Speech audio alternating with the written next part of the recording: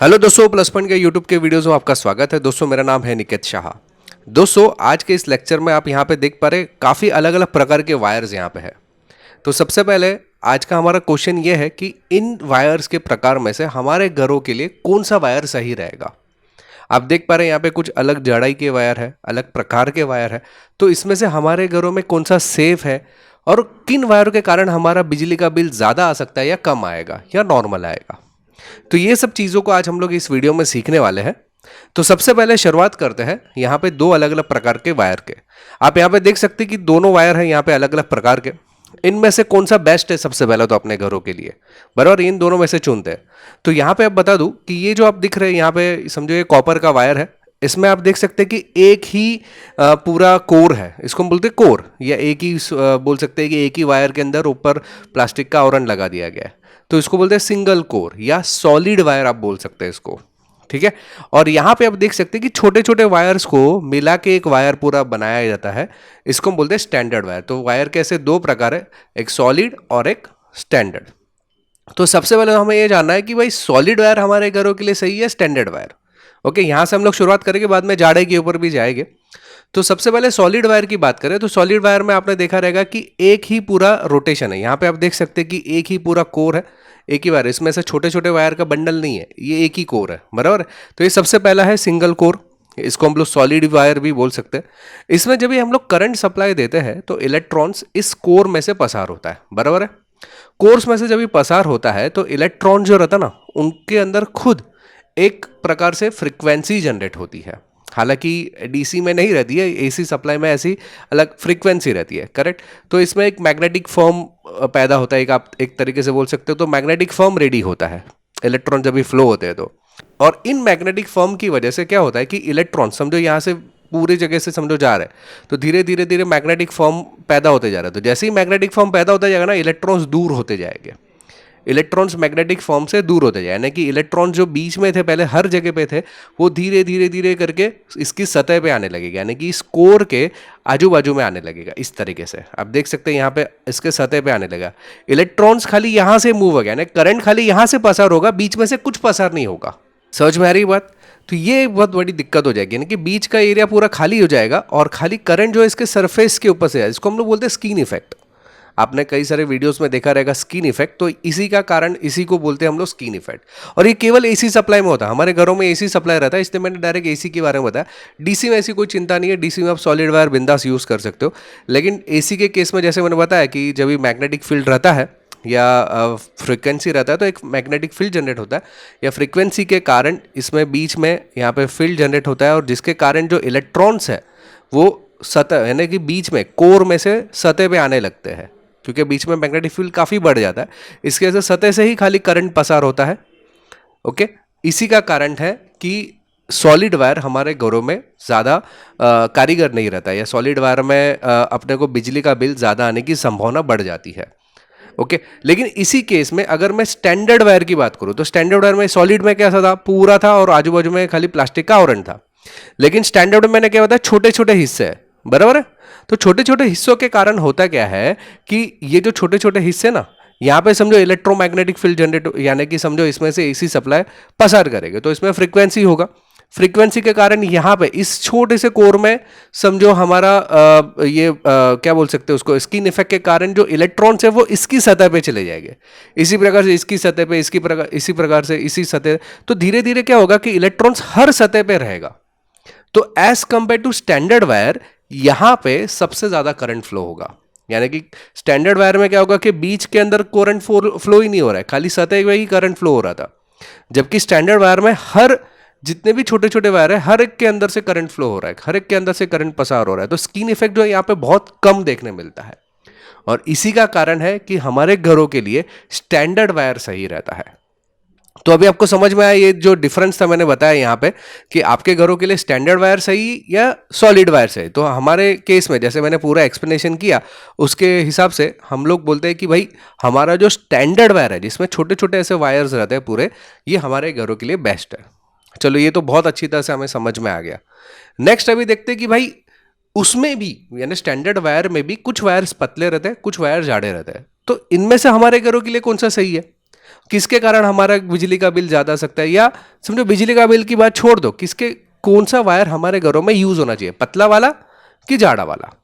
आप बोलेंगे सर जाड़ा वाला तो यूज़ करने पर बिजली का बिल ज़्यादा आ सकता है, कम छोटा वाला मतलब थीन वाला यूज़ करने पर, यानी कि पतला वाला यूज़ करने पर बिजली का बिल कम आएगा, इसमें ज़्यादा आएगा, इसमें कम आएगा, ऐसा आप बोल सकते हैं।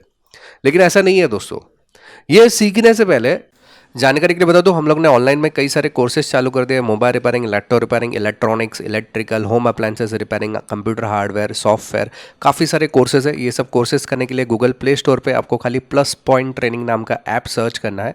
ये डाउनलोड करने के बाद, इंस्टॉल करने के बाद आप ओपन करोगे तो वहाँ पे काफ़ी सारी चीज़ें आपको नज़र आएगी, जिसमें स्टोर सेक्शन पे क्लिक करने के बाद आपको सभी कोर्सेज हम लोग जो प्रोवाइड करते हो आपको नज़र आएंगे, व्यू ऑल करने पर नज़र आएंगे। जो कोर्स करना उस पर क्लिक करने के बाद उसकी सारी डिटेल इन्फॉर्मेशन फीस के रिलेटेड आपको मिल जाएगी। इसके अलावा अगर आप कंटेंट पे क्लिक करोगे तो उसके अंदर हम लोग क्या क्या चीज़ें सिखाते हैं वो भी डिटेल्स आपको यहाँ पे मिल जाएगा। ये ऐप के ज़रिए आप मुझसे डायरेक्टली बातचीत भी कर सकते हो। अधिक जानकारी चाहिए ऑनलाइन कोर्सेज के रिलेटेड तो ये मेरा व्हाट्सअप नंबर है, जिस पे मुझे केवल हाई का मैसेज डाल दीजिए, तो मैं आपको ऑनलाइन कोर्सेज के रिलेटेड पूरी जानकारी प्रोवाइड करवा दूंगा। तो सबसे पहले चलिए देख लेते हैं कि थिन वायर और थिक वायर, यानी कि पतला वायर और मोटा वायर जो रहता है उसके बीच में क्या इफेक्ट होता है और इसके कारण हमारा बिजली पे इफेक्ट होगा या नहीं होगा। ठीक है, तो यहाँ पे आप देख सकते हैं ये पतला वायर है और ये जाड़ा वायर है। सिंपल, जब भी पतले वायर में से करंट पसार करते हैं तो यहाँ पे उस करंट को इलेक्ट्रॉन जो जाते हैं, ये जो इलेक्ट्रॉन्स लेकर जाता है या इलेक्ट्रॉन जब भी पसार होते हैं तो इसको जाने की जगह बहुत कम मिलती है, जबकि जाड़े वायर में इलेक्ट्रॉन्स पसार होने की जो संख्या है वो बढ़ जाती है। यहाँ पे आप देख सकते हैं कि एक राउंड में खाली 3 है, यहाँ पे 4 है, यानी कि जाहिर सी बात है कि यहाँ पे इलेक्ट्रॉन ज़्यादा से ज़्यादा फ्लो हो पाएगा, ज़्यादा से ज़्यादा मात्रा में फ्लो हो पाएगा। ये तो सबसे पहले हो गया। चलो इलेक्ट्रॉन्स बड़े वायर में से यानी कि जाड़े वायर में से ज़्यादा जाएंगे और पतले वायर में से कम जाएंगे, ये चलो फिक्स हो गया। लेकिन इसमें जो इंपॉर्टेंट पार्ट जो हमें ध्यान में रखना है ना वो है रेजिस्टेंस। यानी क्या, अगर मान लो कि पतला या जाड़ा छोड़ देते हैं, अभी समझो कि वायर की लंबाई भी ज़्यादा है तो उसका रेजिस्टेंस बढ़ जाएगा, वायर की लंबाई कम है तो उसका रेजिस्टेंस कम हो जाएगा। यानी कि मान लो यहां से मुझे 1 किलोमीटर दूर बिजली को सप्लाई करना है तो रेजिस्टेंस मेरा बढ़ जाता है, और मेरा समझो नज़दीक है, मतलब हालांकि एक फुट दूर है समझो कोई मेरा लोड वगैरह, और वहां पे देना है तो रेजिस्टेंस कम होगा। सेम वायर पे रेजिस्टेंस भी इफेक्ट करता है। लेकिन चलो ये तो हमारा पार्ट नहीं है, हम लोग ने बोला कि भाई जाड़ा वायर है पतला वायर, तो अगर मैं जाड़े वायर के साथ में पतले वायर को कंपैरिजन करूं तो जाड़े वायर में कम रेजिस्टेंस रहता है और जो पतला वायर होता है उसमें रेजिस्टेंस की संख्या ज़्यादा होती है। अब ये बोलेंगे सर ऐसा क्यों, जाड़े वायर में तो ज़्यादा होना चाहिए ना रेजिस्टेंस, और कम वायर छोटे वायर में कम होना चाहिए रेजिस्टेंस, तो यहाँ पे आप उल्टा क्यों बता रहे हैं। तो दोस्तों इसमें ऐसा होता है कि यहाँ पे जो करंट फ्लो होने की ताकत है या जो इलेक्ट्रॉन्स फ्लो होने की ताकत है वो कम होती है, और यहाँ पे इलेक्ट्रॉन्स फ्लो होने की ताकत बढ़ जाती है। इसी का कारण है कि रेजिस्टेंस इसका हाई रहता है और इसका रेजिस्टेंस कम रहता है। करंट जहाँ पे रुकावट हो गई ना करंट के रास्ते में उसको बोलेंगे रेजिस्टेंस, समझे। तो इसमें जगह कितनी है, अभी जैसे कि समझो ये पानी का पाइप है, समझो ये पानी का पाइप है, इसमें से कितना मैं पानी भेज सकता हूँ, जितनी इसकी कैपेसिटी है, जितना इसका गोला या इसके अंदर जो जितना इंटरनल पार्ट है उतना ही पानी में फ्लो करवा सकता हूँ ना। अगर मैं ज़्यादा प्रेशर से पानी डालूंगा तो क्या हो जाएगा, पाइप नहीं जाएगा, वो जितना जाना चाहिए उतना ही जाएगा, उससे कुछ ज़्यादा फर्क नहीं पड़ेगा, करेक्ट। तो इसका मतलब ये होगा कि अगर पानी का पाइप बड़ा रहेगा तो ज़्यादा पानी जाएगा, पानी का पाइप कम है तो कम पानी जाएगा, तो इसको बोलते हैं रेजिस्टेंस। अभी समझ में आपको लो रेजिस्टेंस और हाई रेजिस्टेंस, चलिए बढ़िया है। तो अभी यहाँ पे हम लोग ने इतना देखा कि भाई जो पतला वायर रहता है उसमें से जो रेजिस्टेंस रहता है वो ज़्यादा रहता है और करंट कम पसार होता है। जाड़े वायर में करंट ज़्यादा पसार हो सकता है, रेजिस्टेंस भी कम रहता है, करेक्ट। इतना तो हमें समझ में आ जाएगा। लेकिन कम वायर अगर आपने गलती से अपने घर पे लगा दिया और समझो लोड जैसे कि एसी वगैरह आप चला रहे हो तो उस वायर में से बहुत ज़्यादा मात्रा में करंट पसार होने की कोशिश करेगा या इलेक्ट्रॉन्स पसार होने की कोशिश करेगा। ये समझो ये वाला वायर स्टैंडर्ड वायर ही है, लेकिन अगर ये पतला वाला वायर लगा है एयर कंडीशन के लिए या समझो बहुत हैवी लोड है गीज़र वगैरह के लिए, तो क्या होगा कि करंट बहुत ज़्यादा खींचेगा। गीज़र है या एयर कंडीशन है, बहुत ज़्यादा करंट खींचने की कोशिश करेगा खुद को चलाने के लिए। तो जब भी करंट इसमें से जाएगा तो ये वायर जो है हीट होगा, क्योंकि उसको रेजिस्टेंस बहुत मिल रहा है, और जितना ज़्यादा रेजिस्टेंस उतना ज़्यादा हीट, और हीट के कारण हमारा वायर जो है जल सकता है, या ऐसा आप देख सकते हैं फट सकता है वायर। आप देख सकते हैं वायर में आग भी लग सकती है, और या तो वायर ऐसा फट जाएगा बीच में से, या वायर पंचर बोल सकते हो, वायर पंचर हो सकता है। तो ये सब कारण है थीन वायर के।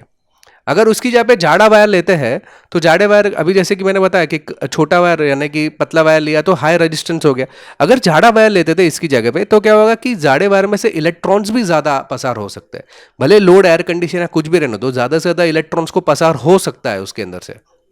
तो उसकी वजह से क्या होगा, हीट यानी कि गर्म कम होगा वायर, और वायर जो है ज़्यादा दिनों तक टिक पाएगा। अभी जैसे कि मान लो कि ये वायर आपने पतला वाला वायर लगाया और रोज आप एयर कंडीशन को चालू कर रहे हो तो हो सकता है कि 2 या 3 दिन में ही आग निकल जाए। लेकिन अगर जाड़ा वायर रहेगा तो 100 साल तक आप आराम से उसमें से चला सकते हो, इतनी उसकी अच्छी कैपेसिटी रहती है।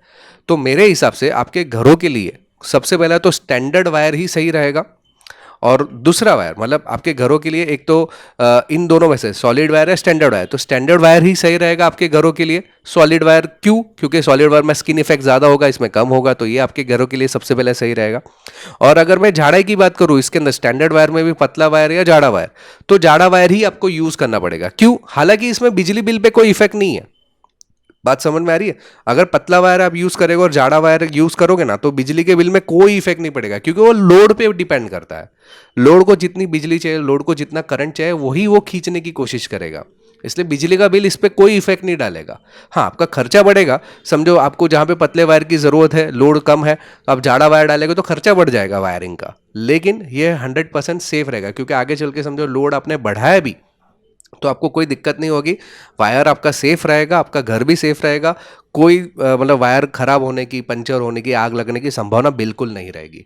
तो बिजली का बिल का टेंशन मत लीजिए, आप जाड़ा वाला वायर यूज़ कर सकते हैं। अगर जहाँ पे ज़्यादा लोड है और आपको लगता है कि यहाँ पे कम ही लोड रहने वाला है तो वहाँ पे ही पतला वायर आप यूज़ कर सकते हैं। लेकिन याद रखें, स्टैंडर्ड वायर ही यूज़ कीजिए, सिंगल कोर वायर आप यूज़ मत कीजिएगा। ओके, तो ये था मेरा आज का टॉपिक। दोस्तों, अगर आपको वीडियो पसंद आया है, अगर आप ऑनलाइन कोर्सेज करना चाहते हो तो ये मेरा व्हाट्सअप नंबर है, इस पर मुझे केवल हाई का मैसेज लिख दीजिए, तो मैं आपको सारी जानकारी व्हाट्सअप के माध्यम से भिजवा दूंगा। अगर आप नए हैं चैनल के ऊपर तो सब्सक्राइब का बटन दबा के बेल का आइकॉन दबा दीजिए, ताकि मेरे जो भी नए वीडियोज़ आएगा उसको नोटिफिकेशन आपको जल्द से जल्द मिल जाए। अगर आप नए हैं चैनल के ऊपर तो ज़रूर सब्सक्राइब का बटन दबाइएगा, और अगर पसंद आया वीडियो तो लाइक और शेयर करना ना भूलिए अपने दोस्तों के साथ में। चलिए, इस वीडियो में इतना ही। Thanks for listening.